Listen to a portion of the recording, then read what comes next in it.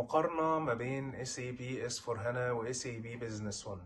ايه الفرق ما بينهم؟ يا مساء الفل او صباح الفل على حسب انت بتشوف الفيديو امتى وفين. الفرق ما بينهم ان SAP لما بدأت كانش عندها سولوشن للشركات الصغيرة. كان عندها ايه؟ كان عندها S/4HANA. ما كانش اسمه S/4HANA، بس يعتبر ده ابنها اللي هي ربته وكبرته وطورته، وبقى دلوقتي في السوق باسم S/4HANA. وده موجه للشركات الضخمة الكبيرة، ممكن نقول عليها مليارية، وانا هنا بتكلم على السوق الامريكي. SAP Business One لما حست ان في فجوه وان ما عندهاش سولوشن بتقدمه للشركات المتوسطه والصغيره يعني، فاشترت SAP Business One. كان اسمه مانجر على ما اعتقد، اسمه مانجر يعني. ولما اشتروه بداوا يطوروا فيه، لكن SAP Business One هو مش السولوشن بتاع SAP نفسها، بس هي اشتريته ولحد دلوقتي هو خلاص هو SAP. طب ايه الفرق بقى، او ايه اللي انت محتاج تعرفه ككونسلتنت؟ اللي انت محتاج تعرفه ككونسلتنت او واحد عايز يمتهن المهنة دي، انك انت لو بقيت SAP Business One Consultant فانت لازم تبقى فاهم كل حاجة في السولوشن. لازم تبقى فاهم سيلز، بيرشيزنج، انفنتوري مانجمنت، برودكشن، CRM، اكاونتنج طبعا. في SAP S/4HANA لا، انت بتركز على موديول او اتنين بالكتير.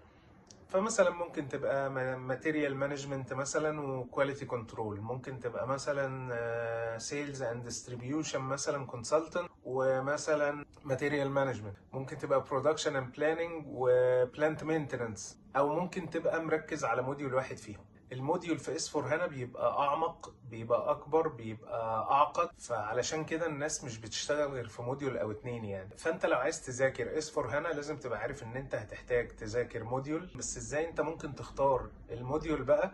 ده بيبقى على حسب يعني الاكسبيرينس بتاعتك او الباك جراوند بتاعتك التعليميه. يعني لو انت جاي من باك جراوند محاسبه، فالافضل ليك انك انت تذاكر FICO. لو انت جاي من باك جراوند انجينيرنج فتذاكر البرودكشن اند بلاننج ومثلا البلانت مينتننس او الكواليتي كنترول. لو انت جاي مثلا من بزنس ادمنستريشن مثلا ماركتنج او سيلز فتركز على السيلز، وهكذا.